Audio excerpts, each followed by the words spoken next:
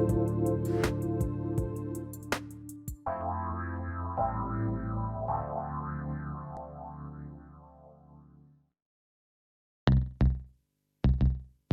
enough of the been there, done that ideas? Tired of too much talk and so little action?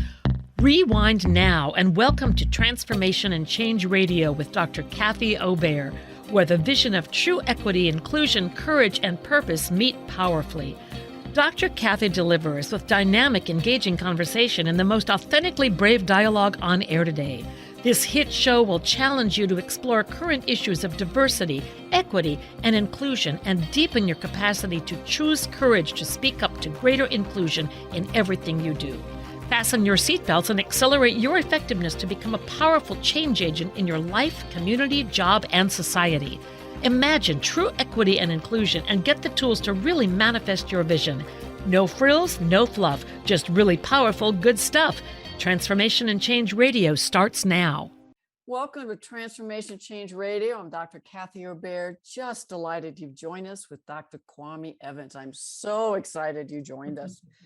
We met a month or two at the most ago. Yes. And we were talking, hanging out on Zoom, and I'm like, oh my gosh, would you honor me to be here? I loved your strategy, your wisdom, your insights, your energy, and you come out of student housing and dining services at UC Davis, where the director of inclusion organizational development. If that's not enough, the student affairs equity inclusion strategist. So we're going to get a chance to talk about 4 or 5 different buckets that you have some responsibility with others to help advance as we talk about in these times. How do we transformative, racially, socially just organizations in this time of, in my experience, increasing apathy, if not backlash? So welcome to the show, Dr. Kawami Evans. Thank you, Dr. Kathy Obear. It's really great to be here. I'm a big fan of your work, and one of the points of connection is that we're both UMass graduates, affiliates. So that's another really great connection. But I'm really excited to have a conversation with someone like you who takes this work so seriously, and it's so critical during this time. So I'm excited for us to dive in and have some good conversation. So thank you for the invite. Thank you. And especially as so many K-12 higher ed schools go on quote back live, though, mid to late August, some of that's not happening. So many people, I think, especially white folks, might be taking their eye off the prize and thinking pandemic has nothing to do with racism, social justice, culture, climate change. Don't have to worry about that.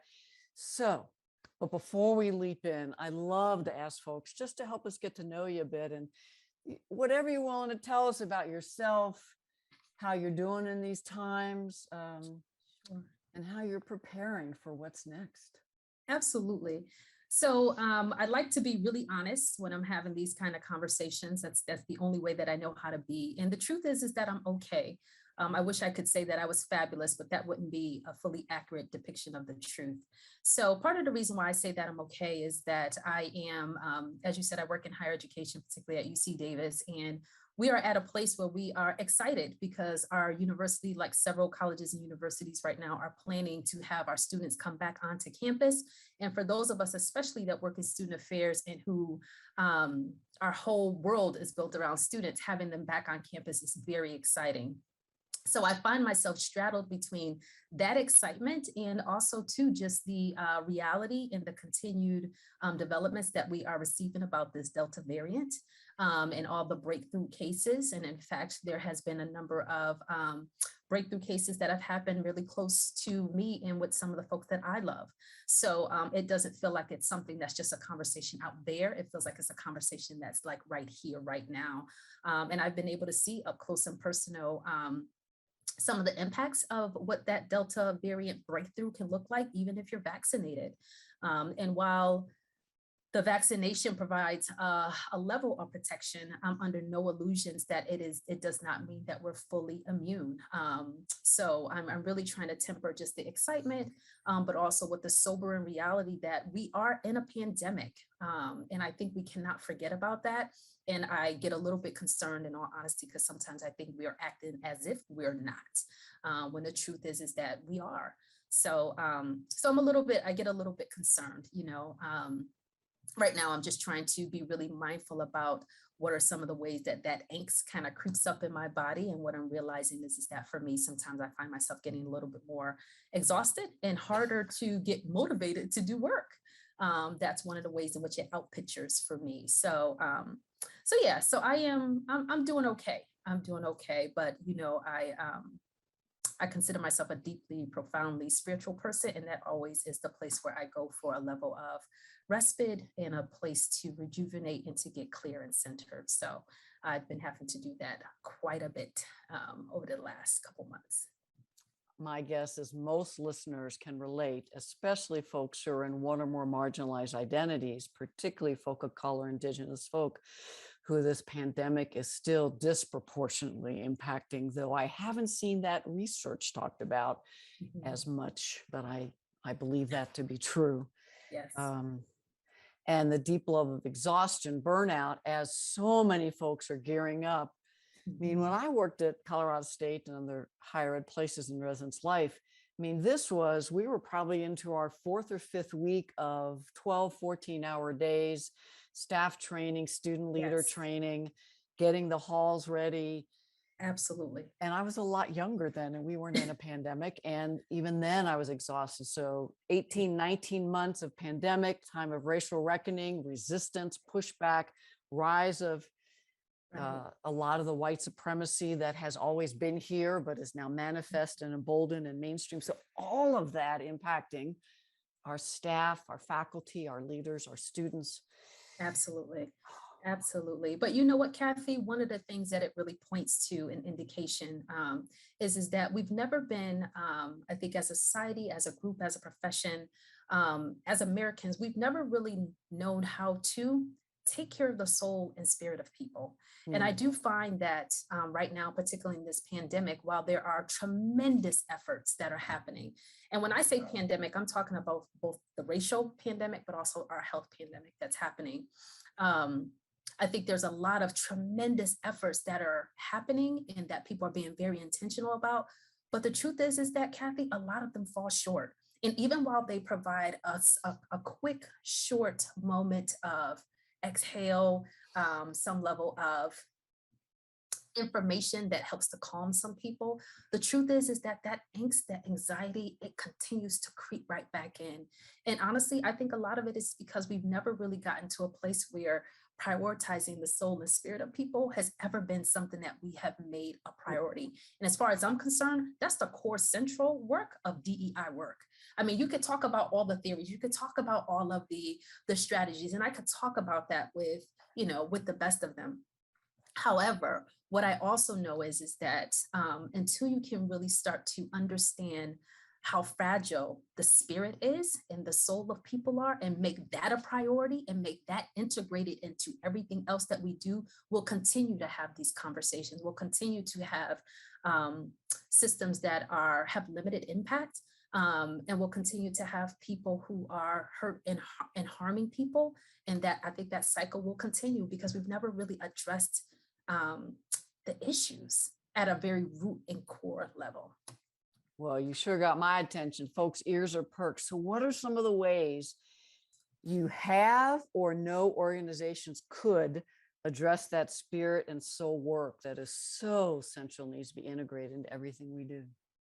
Well, I think, if you start to kind of take a really big look, I think the first thing is number one, acknowledging, the inception of America and how we got here.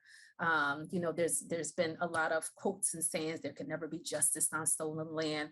And while some of us, talk about that in a very broad manner, the truth is that's a very true statement. And I think until we can understand what drove the human spirit, but not only drove the human spirit to participate in such atrocious acts, what continues to drive the human spirit to contribute to such atrocious acts. Because you can talk about, genocide with our Native American folks, or you can talk about, the social injustice that takes place with African Americans still today. While different acts, the outcome is the same, which is there's a killing of the spirit and the soul that is happening that we just have to address. So I think that we've never we've never owned truth. We've never owned the facts of what has happened. We've never understood fully, I think, the ramifications of what has happened, and not just to individual populations of people, but to humanity. Right? So when something happens, if you attempt to kill one person, yeah, you're killing one person, but that has a rippling effect to everyone else who hears anything about that. And we've got to start to recognize that when we do those things, we have to live with the spirit of that as well. And I think that part of that is what we're kind of dealing with now, is we have folks who are hurting, who are harmed, people who do not trust, and I think rightfully so, some of our systems. And again, I think a lot of it is that we've never really come to the truth of really honoring our spirits and really being true and authentic with each other. So I think until we can really start to do that, we'll constantly have these conversations, and we can call it all kinds of things. We can call it racism, we can call it sexism, we can call it political divides, we can call it whatever we want to call it. But until we start to really honor that human life as something unique, important, and divine, I think we'll continue to have these conversations, unfortunately.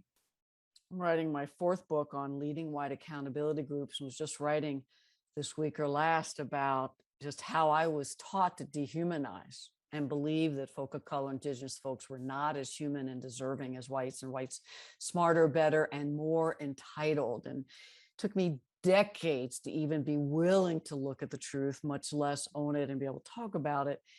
You're talking not only at the individual level, but historically, 5 decades plus ago, how European white ancestors sold their souls, basically, sold their humanity for white privilege, exploitation to get mine. What I find challenging, I'd love your thoughts, is I find individual white folks, we get really defensive when we start trying to talk about the past or how there might be white privilege today. I earned everything I have, much less how I continue to disadvantage others, perpetuate, survive in systems, get ahead in systems that really dehumanize and steal the soul and lifeblood of indigenous folk of color, and especially to bring that down into a residence life, housing. So your thoughts and insights. Yeah, it's tough, but I do think that we need to kind of recognize, we even talk about things like, implicit bias, which we know are these systems that we've kind of inherited. But the truth is that the words that we use, the actions that we participate in, they have an energy in and of themselves, and that energy doesn't go anywhere, right? Have you ever walked into a space where you can tell something is off in this space, something is not right, the juju is just not right, right? But also the opposite is also true, Kathy, right? You can tell when you walk in a place that is dripping in love. You can tell. Right? You can tell when someone welcomes you, they know who you are, they value you. And even if there is a place of still where they have to kind of create a connection to you, there's an invitation there that has a feeling, it has a tone, it has a I think we've never really quite understood that. I think a lot of other cultures, we talk about, especially like a lot of African cultures, a lot of American cultures, we understand the importance and value and power of words and actions, not just in what occurs in the immediate, but the rippling effects that happens in the invisible, right? We understand some of that. Sadly enough, a lot of times those things do not have a place and space within our institutions, our structures, and our organizations. I have to tell you, there's a lot of people out there that I love their work. One of them is Krista Tippett. Can I tell you, I love Krista Tippett. So she is a journalist who is, she writes, her podcast is called On Being. And she talks about, she's a theologian, and she talks about politics, but she integrates spirituality into everything that she talks about and does. Every time I listen to her, it's like drinking fresh water every single time. So I love the fact that when she talks about, even when she talks about like diversity, she has these things, they're called the grounding virtues. And I actually use those at UC Davis as part of the premise for what we talk about when we're talking about the frameworks for talking about DEI. And I'd like to, actually, I'm gonna see if I can pull it up really quickly, because I'd like to share with you just one or two examples of what that work sounds like, because I think that it is something that we need to all be looking at and incorporating as we start to talk about, you know, some of these things in terms of diversity, equity, and inclusion. So here is one. So she talks about, I think there's 6 of them. So there's words that matter, hospitality, humility, patience, and generous listening, and virtuous civility. So I'll just choose one so you can get a flavor for what she's talking about. So the one around humility, it reads, humility is a companion to curiosity, surprise, and delight. Spiritual humility is not about getting small. It is about encouraging others to be big. It is not about debasing oneself, but about approaching everything and everyone with a readiness to be surprised and delighted. This is the humility of the child. It is the humility of in the spirituality of the scientist and the mystic, to be planted in what you know while living expectantly for discoveries yet to come. The wisest people we've interviewed carry a humility that manifests as tenderness and a creative interplay with power. So that's just one of the, do you hear the magic in that? Do you feel the power of the words, but the essence of what she's invoking when we talk about DEI? That's what I want to talk about. So yeah, we talk about community agreements and we talk about these different guidelines, and that's all fine. But when you start to talk about a framework that honors humility in the way that I just talked about, you're not only talking about creating a space, but you're also trying to heal past trauma and just even how you're approaching it. That to me is critical. That to me is really important. And I think it's also something that is not so, dare I say, data research based. And don't get me wrong, all those things have a place. I would never discount research, and I understand how important it is. I think that when it comes to DEI, oftentimes there's an over-reliance upon that information that takes us away from humanizing how we connect and how we see each other, and also how we see ourselves, that I would love for us to consider getting back to, or at least I won't even say getting back to, getting to. So those are the types of things that are rich and really meaningful that I think a lot about, but I also try to integrate them into the work that I do in student housing at UC Davis. The word way of being is just screaming as I hear you, a different way of being, connecting, relating in humanity. And as I wrote down, everything about that humility, Krista Tippett. Yes. Listen, when you go and read her, or you listen to her, you call me or you send me a message, because you're going to be like, Kawami, oh my goodness, she's amazing. But talk about, I'm sorry, you weren't done. No, go ahead. Completely counter to dominant white culture. Yes. Perfection, don't show weakness, impersonal, as you said, data. You have to be competent. Yes. And so much of the work, I think, in student housing, dining, especially with white folk, but folk of color, indigenous folk, have also been socialized in the same white supremacist culture. Absolutely. So how do we heal just the socialization, much less all the racial trauma? The other question that's on me, I want to get back to the spirituality, is, as you were talking, just the irony of how religion, Christianity, was weaponized to justify enslavement, genocide, quote, manifest destiny, colonization, pluralization. Still is. Yep. And we were supposed to be a separate church and state. Today, how many people in the right wing are talking about having to bring Christianity in school? I mean, they've been doing it for decades. Yes. Yes. So my wonder is some of the pushback that you personally are getting as you talk about spirituality, which I am so aligned with, but I was taught you don't talk about politics, religion, right? So how are you helping folks that are like, this is no place in student affairs?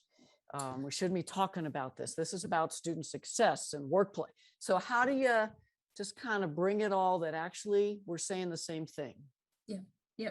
So there's a few things. I think the first thing is that I have to start with myself and my own spiritual commitments and responsibilities. And for me, that is a top priority. And that is not something that I choose to leave at the door. So in any space in which I occupy, including my current position, I am very upfront and very honest about my approach, my thinking, and how I'm going to do the work. So spirituality is critical for me. So if they can take that, then they have to kind of take the full package. And I believe that my department and specifically my leadership has been really embracing of it. But here's the funny thing about it, Kathy, right? So there's a difference between religion and spirituality, right? And there's a lot of different definitions of spirituality. I specifically like the definition that Brene Brown talks about, and I'll tell you what she says. So she says, spirituality is recognizing and celebrating that we are all inextricably connected to each other by a power greater than ourselves. And that connection to the power and to one another is grounded in love and compassion. So if you can even just embrace that, number one, that definition of spirituality, everybody loves Brene Brown. Our leadership team and my department just did a whole curriculum around it last year. So these are things that we're talking about. I think we're still kind of figure out what does it look like in practice, and also what does it look like for the individual? Because I think that for some of us, spirituality and our religious foundations has been critical to our cultural and our racial foundations and knowledge of self. So I think we have to kind of decide, especially for those of us who have decided to assimilate in particular ways, we've had to decide what is it that we're going to bring and what is it that we're going to leave. I have decided I'm not doing that. I'm going to bring my full self to the space. But what I find, Kathy, is that once you start talking about it, though, let me tell you, who's gonna say, oh, well, we're not connected, or there isn't. Some people might even say that there's not a power that's greater than us. And I'm like, okay, if that's your perspective, that's totally fine. But you can't really argue with the fact that the work that we're doing is about care. It's about humanity. It's about seeing each other. It's about appreciating and valuing each other. That is very close kin to love and compassion and to, dare I even say, our oneness. It's a very close. So some of us are not really that, we're not at that place where we're ready to say yes around the oneness, but they can do all the tangential things. Yeah, compassion. Yeah, connection. Yeah, community, all those kind of things. And I'm like, okay, I'll take you where you are. That's fine. Although I know where I'm going, I'm down for the love. I'm down for the compassion. I'm down for the oneness. But I'm willing to meet folks where they are. So once you start to kind of have those kinds of conversations, it becomes really hard to refute it. So then the question becomes, where and what is the place that this has within our institution, within our values, within our practice? Would people know that these things are important by judging by what comes out of our mouth and by judging by the actions that we take and also the policies and practices that we enact? Would that be evident? And I have to tell you that once you start to kind of have those conversations, it becomes hard to say, A, that they're not important, or B, to say that they're things that either we don't want as a professional staff or that students want and need. And once you're dwelling in that place, then it opens up the conversation for all kinds of innovative ideas and thoughts. So the other thing that I'll say, and I know that we have to get ready to go to a break, but the other thing that I'll say is that it's also really important for me to be a demonstration of the love. So I ensure that when people encounter me, that there is a certain kind of love, not just from what I say, but vibrationally that comes from me that they pick up on. And the thing that makes me laugh is most people are like, I don't know what it is about you, Kawami, but I kind of like you. And I'm like, it's okay. You don't have to know, you know? But if you really want to know, I can name it for you. It's my spirituality. It's my love of God. It's the way that I see God and humanity, including and in you. Um, it's all those things, right? But we don't typically go to those places in those conversations. And that's okay. Because I bring what I bring, and I think that it's having an impact. But I know that, in my spiritual community, we have this saying that you're either pushed by pain or you're pulled by a vision. And so for me, I'm always saying, Kawami, be pulled by the vision. Everybody may not get the vision, they may not understand it, but let that be your driving motive. And I think that that's something that really serves me well. So when I see things like, Krista Tippett, or I see the work of like Parker Palmer, I see the work of Brene Brown, those are like my people. They're the people that resonate in the same orb and vibration that I want to be resonating in. And I want to bring that to the spaces in which I occupy. You got me. As we move to break, can you let people know if they want to have further conversation, have you work with their organization, how can they find you? Sure. So I don't have my own personal website, but I do work at UC Davis, and my my professional email address there is K as in kite, L as in lion, C as in cat, Evans, EVANS at ucdavis.edu. I love and welcome folks to reach out and have further conversation, especially if you want to talk about how do we bring the love. Bring the love. When we come back from break, we'll bring more of the love. I want to hear about your vision. And I also want to talk, there's so many things, but one is that what's in it for white folks? Because the way you describe it, white folks are hurting themselves by participating in racist white supremacist organizations. And so Dr. Kawami Evans, Director of Inclusion Organizational Development and Student Affairs Equity Inclusion Strategist, UC Davis. Thank you so much. We will be back. Awesome.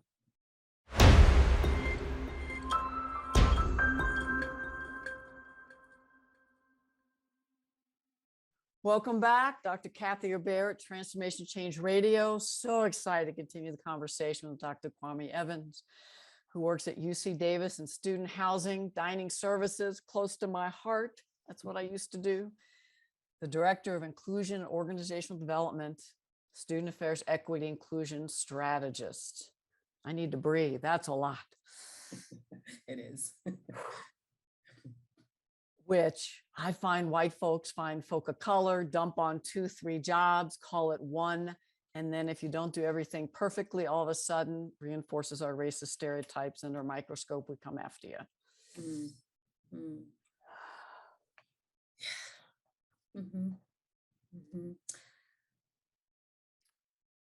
I was seeing if you wanted to go. I'll just go then. Yes. Towards the end, you talked about your spiritual community. Either you're fueled by pain or pulled by the vision. Did I get that close? You got it right. Yep. Pushed by pain or pulled by vision. Could you say more about what your vision is that is pulling you, that you just keep your eye on that prize and you hold in everything you do? Sure. So in my role and in my work, I'm really clear about the systems and structures in which I have to operate in. I'm under no illusions about them. And I know that I am not at the top of the food chain where I get to make all the decisions, but I do have some autonomy. And so for me, doing this work around diversity, equity, and inclusion, number one, it is a spiritual mandate. In my mind, the way that I think about it is I think about it as, do unto others as you would have them do unto you. And for me, it also is are you able to see the divine in other people?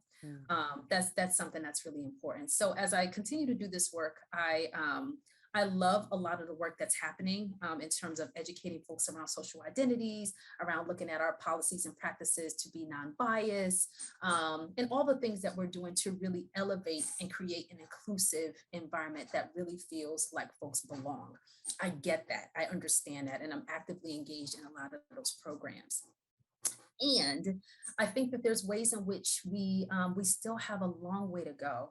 So one of the things that, number one, that I have been doing a lot of thinking about is I received some feedback that the work that we're doing is great around DEI, but one of the things is that it gets really heady and it's hard to understand the jargon and people get lost, right? So when I hear that, the thing that I think about is how do we then humanize this work? So how is it that I ensure that my 13-year-old child, as well as the person who is in a director level position, who has multiple degrees and quite literally has been doing theoretical frameworks around this stuff for years, can be in the same room having the same conversation, and that conversation can be one that is progressive and one that is inciting a level of empowerment and inspiration for both parties. That's something that I think about. So the question around how is it that we're humanizing some of this work, I think, is really important. And for me, that's a place that I feel like I can access. That's a place that I can figure out how to create systems and structures so that that can be the case. I'll give you an example. This upcoming Thursday, I'll be having a conversation with a unit within our department. And in that unit, we're talking about belonging. And we're talking about belonging from the perspective of, you know what it's like when you're excluded. You know what that's like. And whether you borrow an example from your childhood or you borrow an example from, you know, your teenage years or even within the workplace, we all know what that is like, right? That doesn't require a PhD to understand.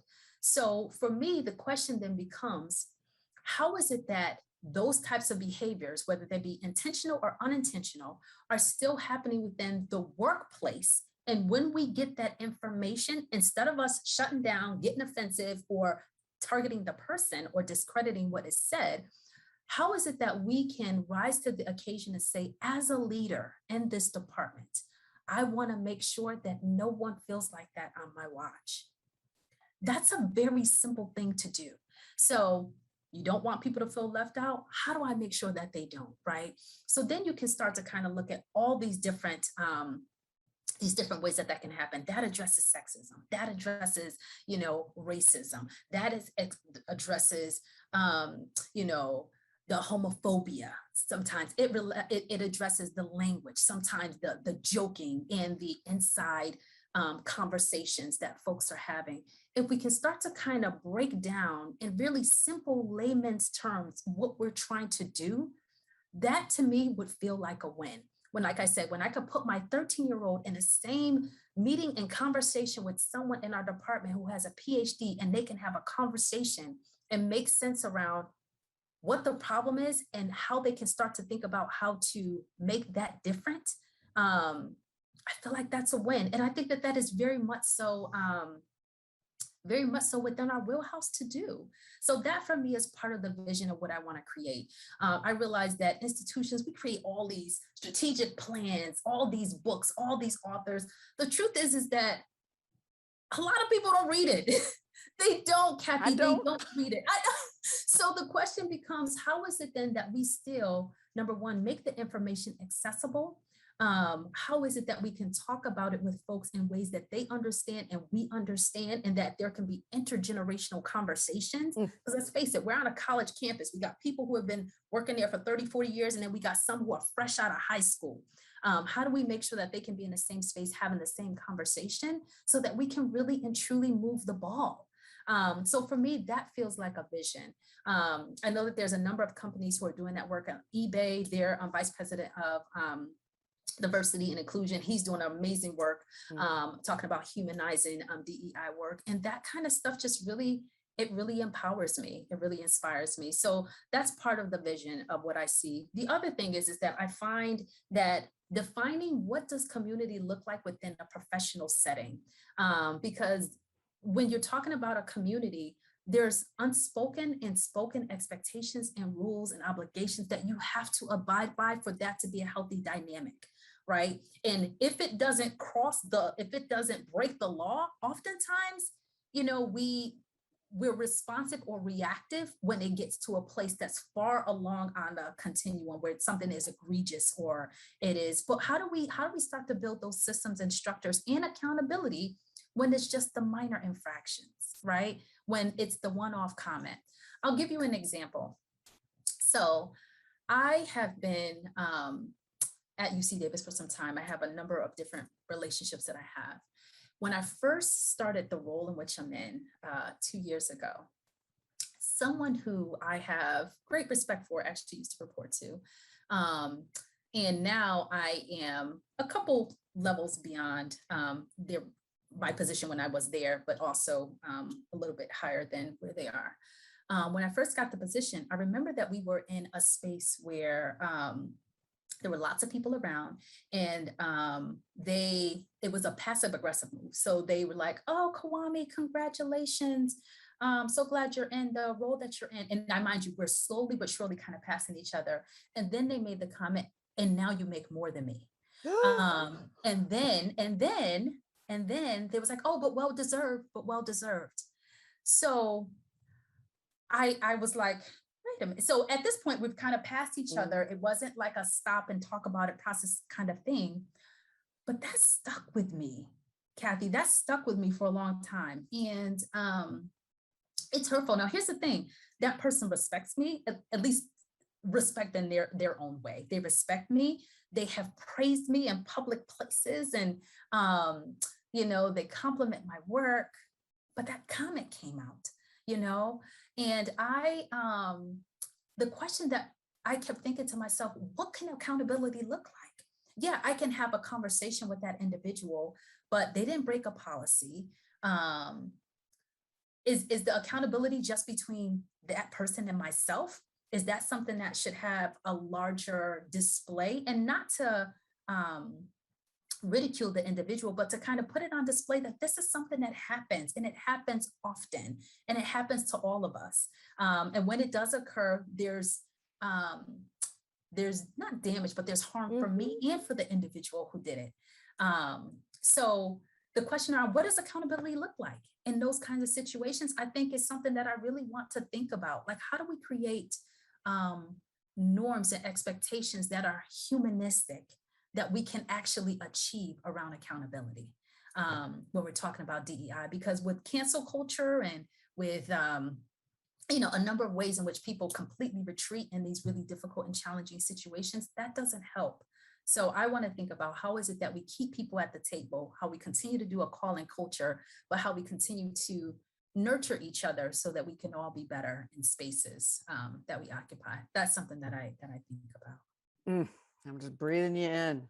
And again, so counter white dominant culture of publicly appreciate, praise, behind closed doors, give feedback, don't embarrass, maybe misunderstood. I mean, all the different ways we white folks maintain privilege. And what I relate to as a white person, I think most whites still have this belief, yes, people of color, okay, you can, but don't get ahead of us.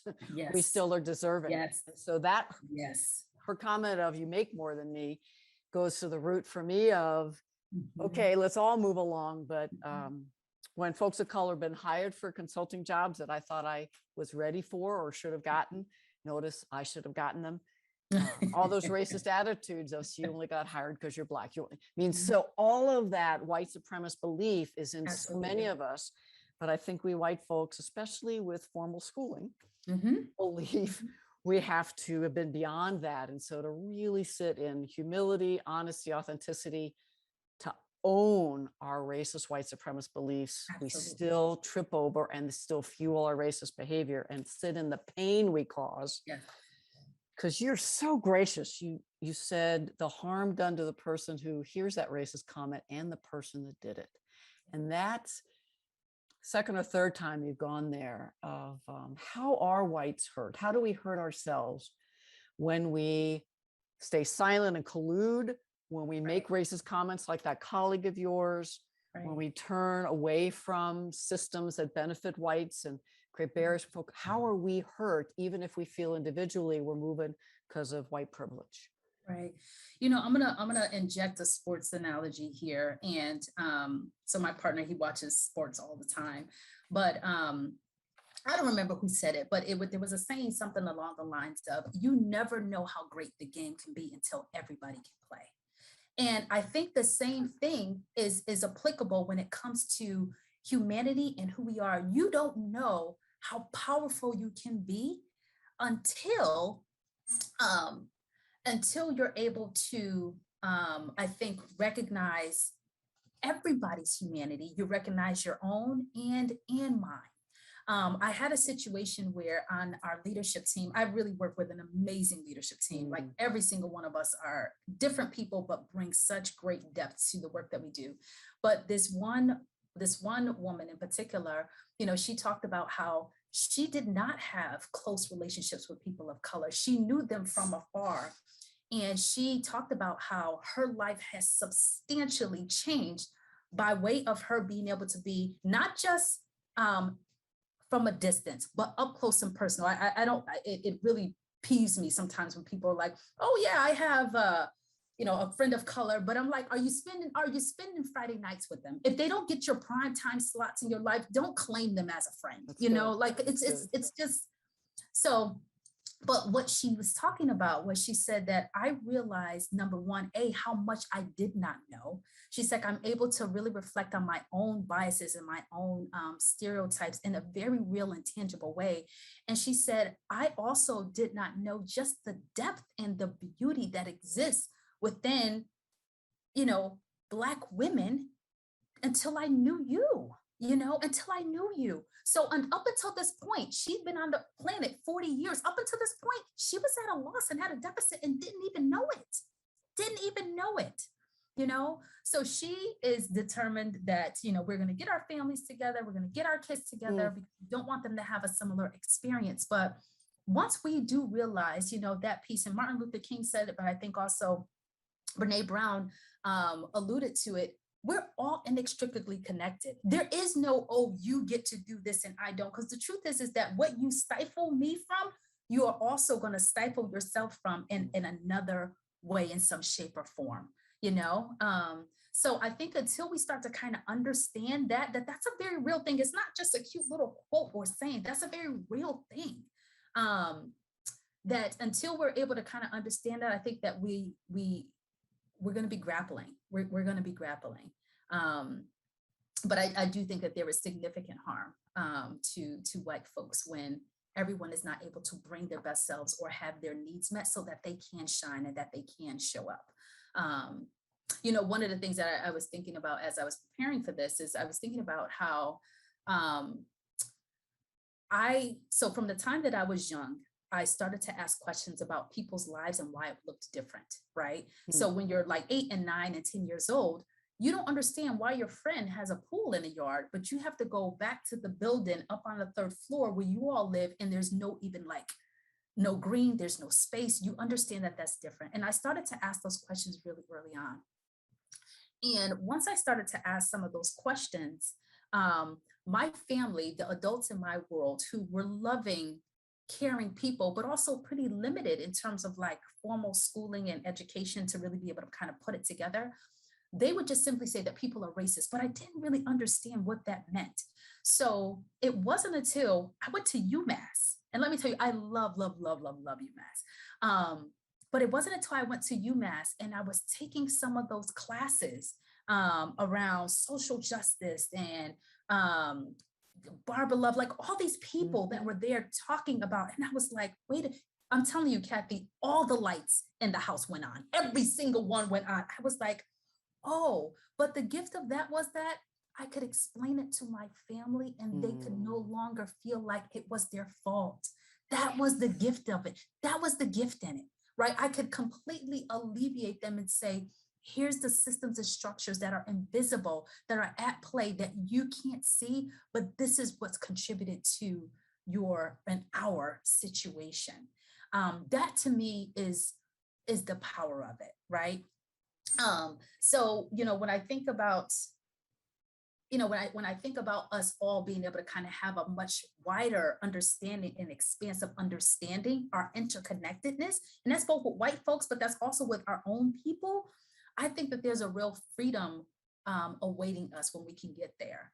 And I think we're making some strides, but I think we still got a lot of work to do with regards to that. But our interconnectedness, it's very true. It's very, very true. So I think we white people, to do that, have to give up the false sense of superiority. How I know I created my self-image around how much I achieved on my own. Yep. and to open up my heart and to be willing to be feeling, which means in the incident you told about, the harm that white person did to themselves, which I could tell you 20 stories of similar. Because when I have said something racist to a colleague, much less someone I respect, then I feel guilty, ashamed. I have to justify why I did it, or I keep a distance because I have so much guilt. And so I build walls. Mm-hmm. So that sense of liberation that you talk about, that Dr. Barbara Love has talked about for white folk, it's all worth it. And as you asked to come back to this, as you thinking about going back, we're starting another year, to have the kind of in-depth conversation, community building about racial justice, how do we address this pandemic and how it impacts folks of multiple marginalized identities. We white folks tend to want, as you mentioned, stay intellectual in our head, protected, in charge. So what is your best hope for white folk? What do you need for, what do we need to do so we can truly partner to create the greatest healthy, healing, trauma-free spaces as we all come back, hybrid, in person? Meet me on the bridge of vulnerability. You got to meet me there. If you're not willing to meet me at that place in the middle, there's no place for us to go. As long as you're armoring up, as long as you got the answers, as long as you're relying upon what the CDC says, which is great, but that's also limited. As long as that's happening, I think it becomes really hard for us to have a real conversation. I think the other thing that's been, I'm not gonna say it's beautiful, but I think the other thing that's been really interesting about this pandemic is that it doesn't discriminate, right? So we're in very real time recognizing that your vulnerability is also my vulnerability, which is why some folks are really anxious and nervous about coming back to workspaces, right? Completely justifiable, completely understandable.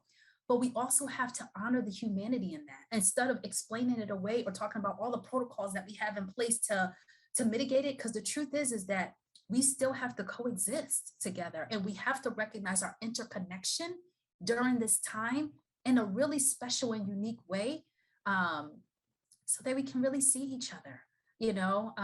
And I know I've been mentioning Brene Brown a lot, but she also talks about you can't get to the place of real trust. You can't get to the place of real innovation or even real, I would say, connection unless you go through vulnerability. You can't get there. Otherwise, it's a facade. It's a surface-based interaction or relationship, and we're done with those. We don't want those. We see those from a mile away, and no one wants that. You know, so I say, start to meet me at that place in the middle of the bridge with vulnerability. Bring your vulnerabilities to the table, bring mine together. And from there, I'm certain that we can join, have good conversations, and arrive and emerge stronger together. I love it. And what do you think of this? I find that most white folks aren't very skilled or competent or able to be in emotions, vulnerability, truth, authenticity, racist attitudes, racist behaviors, white supremacy. So I do believe in white accountability space to help and nudge whites to get so we can show up and meet you in the middle of that bridge. I don't know how you're feeling about that and how realistic that is in this moment of time during the pandemic. Right. Right. I think that white accountability spaces, which is some spaces that we're doing right now at UC Davis, based upon your work, which has been really good. I think it's been really impactful. But a few things. I think number one is that people have to be willing to do the self-reflection that I find that some folks, they're just not there for whatever reason. They're just not there. So there's that. But I think the other thing is that those spaces are intended to be spaces of healing. And I think that is a narrative that has to be talked about a little bit more, because when you talk, even, you know, we call ours the Critical Whiteness Collective, and people are like, critical whiteness? I don't know. I think I'm good. But I think we have to start to talk about the healing and our own healing so that we can arrive at that place in the middle of the bridge and really start to draw the connection between doing that work first with ourselves to how we can show up with our brothers and sisters who are part of marginalized communities without creating further harm, because that's the goal, right? Without creating further harm. And I think when we start to talk about it in that way, I think it becomes just a little bit more enticing, just a little bit more. So I would love for us to talk about it more in that way. But I think that critical whiteness spaces, or just white spaces or accountability spaces, are really, really important in this process. And as folks are listening, again, not that either or white supremacy culture, Tema Oken, Kenneth Jones, it's we can do many things at once. Absolutely. Pandemic with an equity inclusion lens, particularly a race lens, class lens, and dismantling racism in us individually, collectively, policies. It's actually all the same transformational work. Yep. I might have to see if you're willing to come back, because the whole idea of parallel healing spaces for folk of color, indigenous folk, so deserving and needed to thrive, much less survive in predominant white spaces. Absolutely. In just a minute, do you have a couple quick ideas about that? Then I'm going to have us say goodbye. Well, I think in terms of, we got to do a lot of work in our own individual backyards. I think there's been a lot of work that we've done individually to harm each other that we have to kind of clean up, as well as our own individual work, but also within our community. So we've hurt ourselves, but we also hurt people in our communities, and we got to take some ownership for that, because as I was talking about earlier, the energy of that lives. It lives, and it creates a barrier that makes it hard for us to be in sync with each other, but also for us to connect with people who are different from us. So I think that we have to connect to doing that work, commit to doing that work, and understand that that puts us in a place for just infinite potential for things to unfold. And that's the place where we want to dwell. So, so I love that I think are on our way. I think that even having conversations like this today, Kathy, I think is important and adds to us moving along that path.